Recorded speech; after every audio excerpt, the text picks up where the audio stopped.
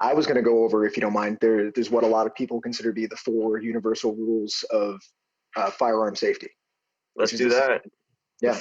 four universal rules of firearm safety. Perfect. So first one is assume that every firearm is real and loaded. Yes, 100%. That's a good one. The number of people who have been shot by unloaded firearms is kind of ridiculous because one guy goes, "Oh, it's not loaded," and they hand it to you, and if you don't check it yourself, every firearm is loaded until you have personally, both visually and physically, checked the chamber and the mag well.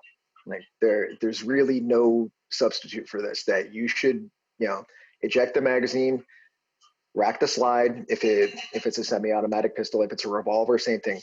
Roll the cartridge or roll the chamber out. Make sure that you can see that it's empty, and actually put your hand up and put your finger up inside there too to make sure that there's not a round that's been temporarily lodged in there, because there've been a lot of really awful mishaps over the year.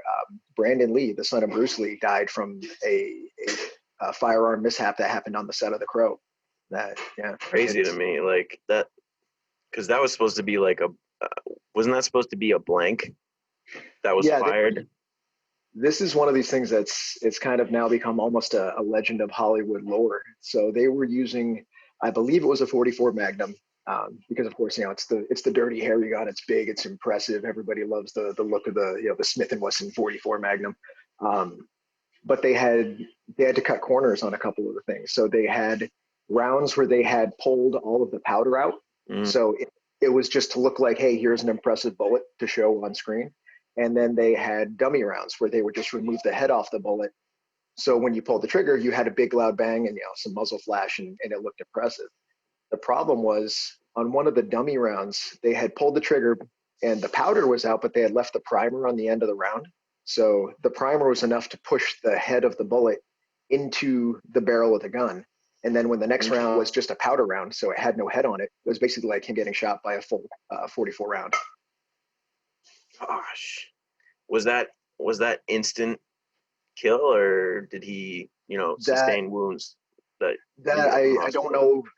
I don't know how long it took after that, but that's from granted. Like this was also a long time ago that I was doing research on this, so yeah, there might have been new information developed since then. Because like when you talk to his family, every time they've done interviews, they always talk about, whether it's about Bruce or Brandon Lee, they always say, we choose not to focus on how they died. We want to focus on how they lived, which is a wonderful thing.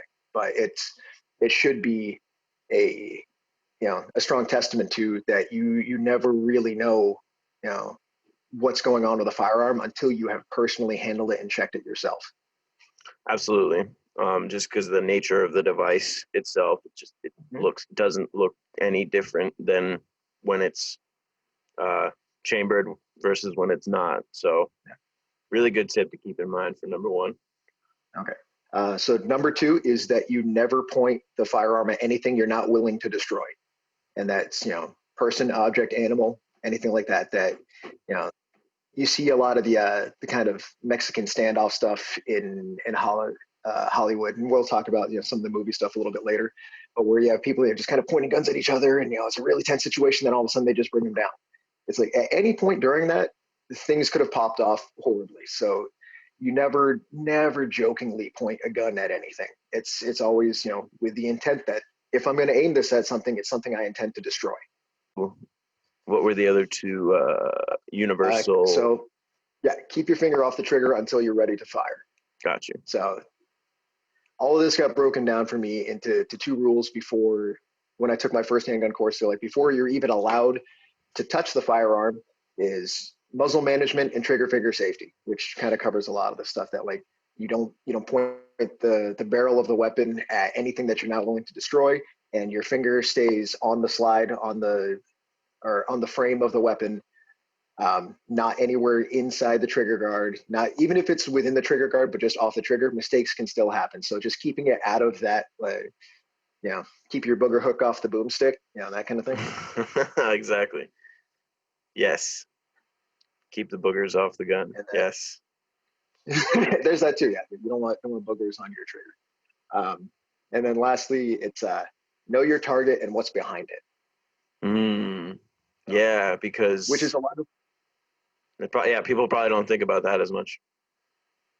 no. The It's well, behind it. obviously, once again, like, yeah, that's the big thing, and we can talk a little bit about when choosing an in-home firearm, issues of over penetration and that kind of stuff, that things that you have to manage, because it's not just stopping the intruder, but it's also making sure that you don't accidentally injure anyone around you, unintentionally.